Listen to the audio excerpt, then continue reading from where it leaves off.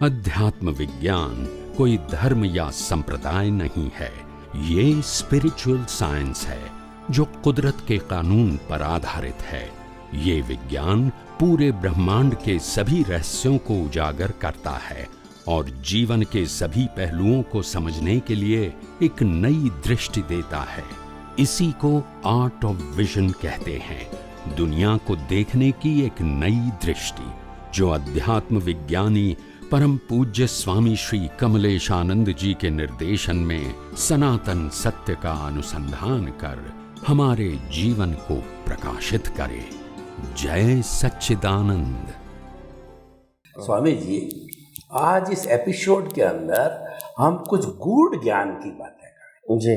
गूढ़ ज्ञान का अर्थ है कि सामान्य से ऊपर उठा हुआ व्यक्ति जो कि साधना करता है, साधक है और वह कुछ आगे बढ़ना चाहता है, अनुभव करना चाहता है, आत्म साक्षात्कार करना चाहता है, उसके बारे में पूरा एपिसोड उनको समर्पित है। आज वो हम बात करेंगे कि व्यक्ति सब प्रकृति पुरुष को अलग रखना जानता है और उसने अपनी बोलचाल की भाषा में बात करें, ज्ञान ले चुका है वो। लेकिन क्या है कि कई बार उसके कर्मों का फोर्स इतना आता है क्योंकि वो भी साथ चलता है, प्रकृति अपना काम करती है, तो व्यक्ति नहीं चाहता उससे जुड़ना, मुक्त रहना चाहता है, पर जुड़ जाता है उससे। तो मैं ये कहना चाहता हूँ कि जागृति और ज्ञान उस समय में बने रहना चाहिए जब हमारे साथ में कोई घटना घटित हो रही है, संजोग उदय में आ रहे हैं, प्रारंभ में आ रहे हैं, तो ऐसे समय में हम फिसल जाते हैं। तो हमारी ये सतत जागृति बनी रहे, कोई ऐसा आप चिंतनशील व्यक्ति के लिए नुस्खा या कोई रास्ता या कोई सूत्र दीजिए। जय सच्चिदानंद। धन्यवाद। सबसे पहली बात है कि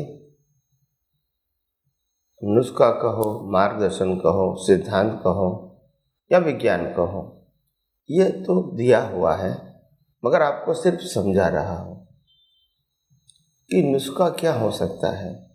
कोई भी व्यक्ति कोई भी वस्तु को साइंटिफिकली सोचो तो आपको मालूम हो जाएगा उसमें नुस्खा पड़ा है। जैसे यहाँ ग्लास पड़ा है और अगर ये ग्लास का मैं मालिक हूँ तो स्वाभाविक है मेरी दृष्टि में ये मेरा ग्लास है, वो रहेगा। यहाँ बैठूंगा तो भी रहेगा, खड़ा होऊंगा तो भी रहेगा और जाऊंगा तो भी रहेगा। और इसके लिए मेरे को क्या करना चाहिए, वो मेरे को ज्ञान है। ये ज्ञान ग्लास को मेरे पास रखने के लिए मेरे को क्या करना चाहिए, क्योंकि ये मेरा है, इतना मालूम है, तो मेरे लिए उसके लिए क्या करना है, वो ज्ञान उसके लिए इनबिल्ट हो जाता है। क्या हो जाता है? इनबिल्ट। और इनबिल्ट का ज्ञान का उपयोग भी सहज हो जाता है। अगर ये कोई ज्ञान उठा के ले जाएगा तो हम तुरंत बोलेंगे मेरा ग्लास है, या तो हम भूल गए तो वापिस आके ले जाएंगे, या तो अगर भूल गए वापस नहीं आ सकते तो कहेंगे आप रखना, हम दोबारा आएंगे तो उसको ले लेंगे। यानी कितना अटैचमेंट एक वस्तु के बीच के मेरी है। ऐसा अगर आपको विज्ञान और आत्मा के अंदर समझ में आ जाए कि आखिर आत्मा ही मैं हूँ और आत्मा में जो कुछ ज्ञान दर्शन है वो ही मेरा है, आत्मा की जो क्वालिटी है वही मेरी है, आत्मा का स्वभाव है वही मेरा स्वभाव है, और मैं प्रकृति हूँ नहीं, प्रकृति का स्वभाव मेरा स्वभाव है नहीं, प्रकृति की अवस्था कहो या भुगतान कहो मेरा भुगतान है नहीं, तो इतना टेंशन क्यों? हमको क्लियर होना है अपने विजन में कि आखिर हम प्रकृति है या नहीं है, और नहीं है तो प्रकृति के प्रति हमारा पजल क्यों? जो चीज तुम नहीं है तो उनके रिलेटेड पजल कैसे होगा?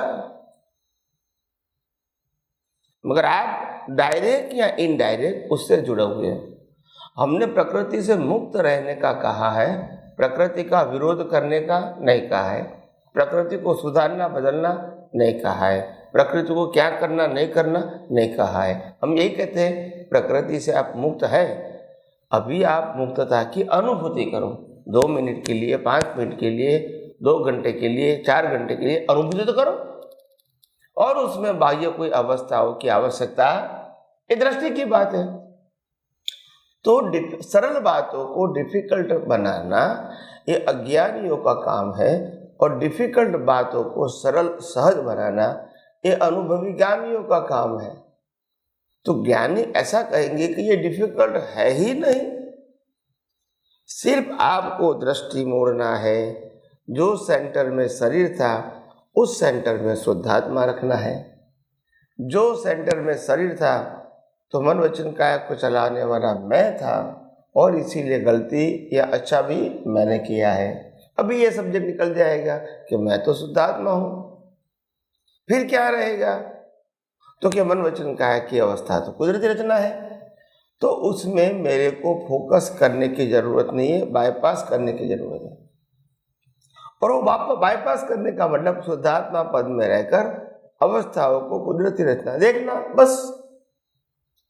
तो ये समय लगेगा आपको, मगर धीरे धीरे प्रैक्टिस होते हुए आप परफेक्ट हो जाओगे। इसीलिए मैंने कहा आध्यात्म विज्ञान न कोई धर्म परिवर्तन की बात करता है, न कोई गुरु परिवर्तन की बात करता है, न कोई गुरु शिष्य की बात करता है, न कोई क्रियाकांड की बातें करता है, पर आध्यात्म विज्ञान मन वचन काया से मुक्तता की अनुभूति कराता है।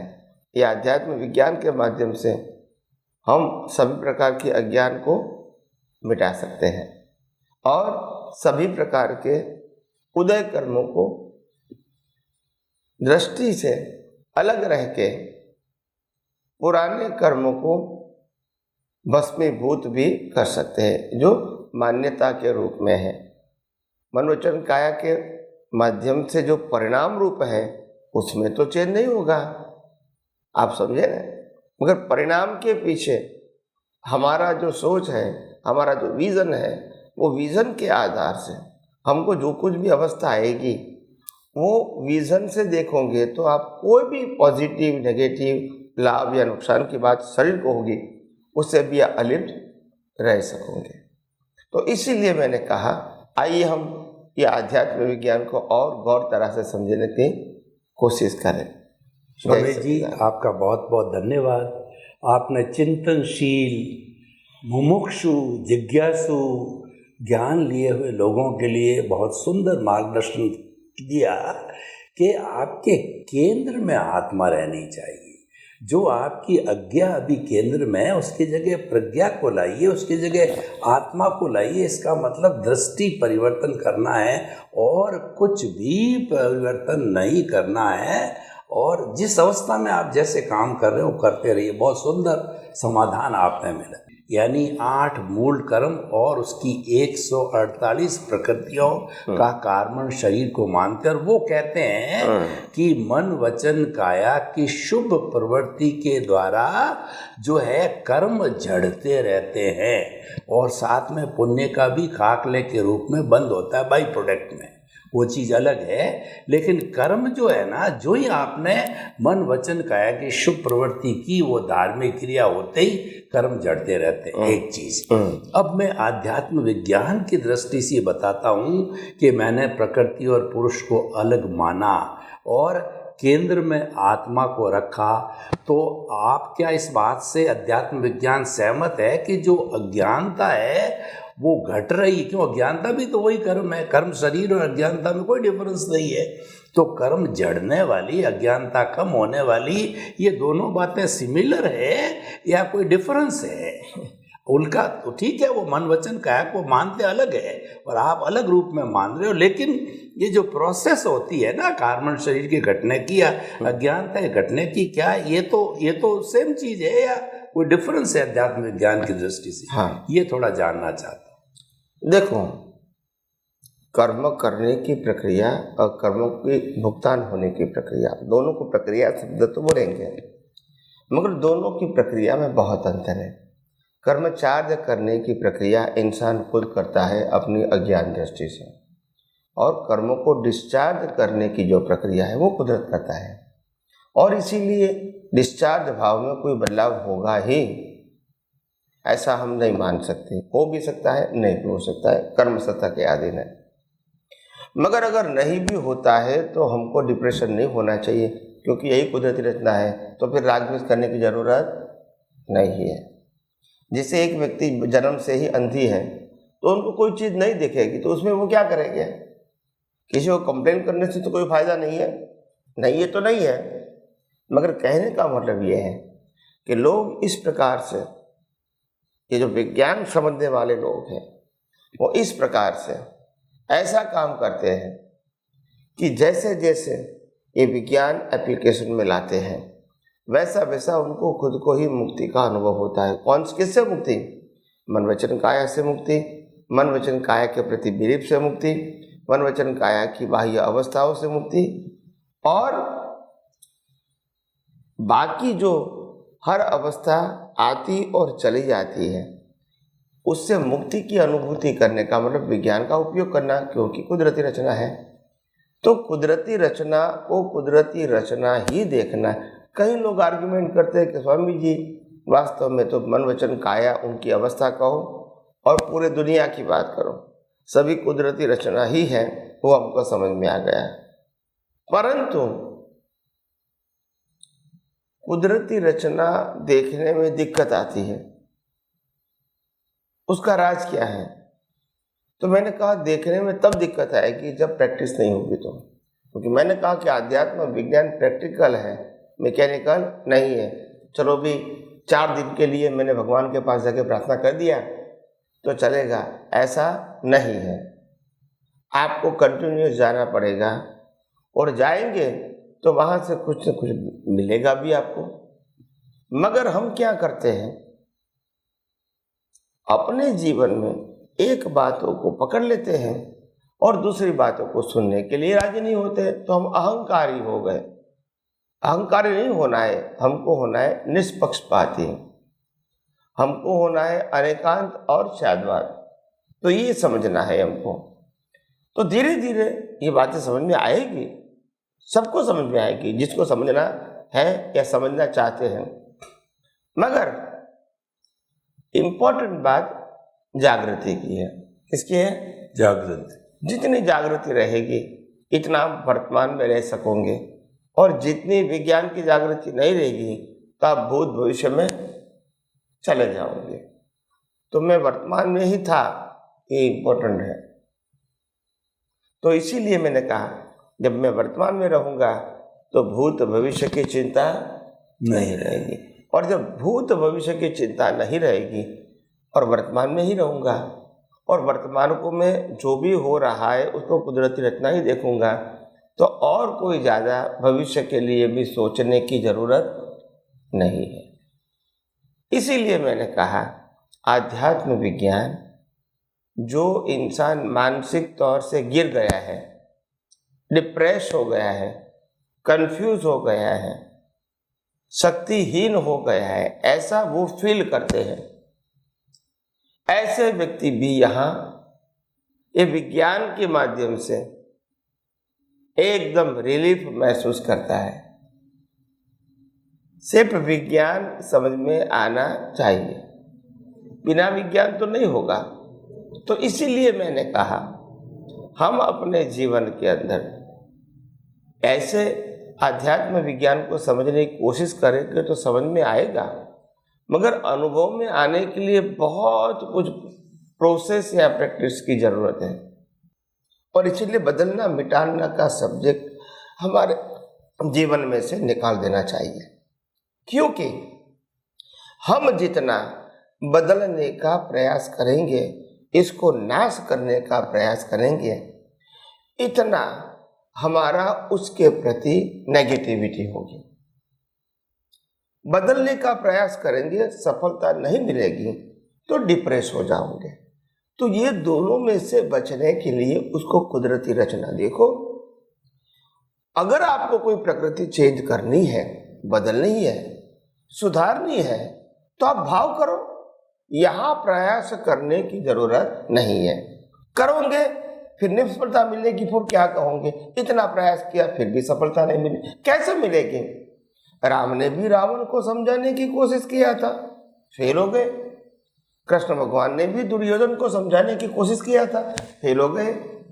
भगवान महावीर ने भी गोसालक को समझाने की कोशिश किया था, फेल हो गए। तो व्यक्ति कितना भी पावरफुल क्यों ना हो, मगर सामने वाले व्यक्ति को समझाने का मतलब होता है जो हिसाब लेकर आए हैं उससे अलग होना है। हालांकि कुदरत कहती है हम तो हिसाब का ही फल दे रहे हैं। ठीक है, आप बुद्धि से, व्यवहार से प्रयास करते हैं, मगर ये प्रयास के अंदर जो आपको लगता है कि मेरी स्वतंत्रता है, ये समझ में से निकाल दो।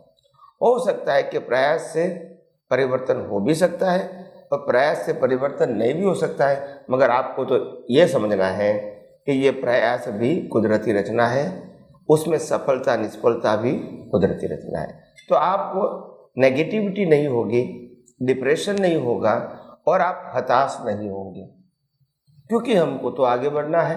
अगर ये संजोग में सफल नहीं हुए तो कोई बात नहीं, आगे बढ़े। संजोग खुद खत्म हो जाता है, हमको कहाँ खत्म करना है। और हम सभी संजोगों को पास करके अपने स्वभाव में रहना चाहते हैं और संजोगों को कुदरती रचना देख के पास करना चाहते हैं।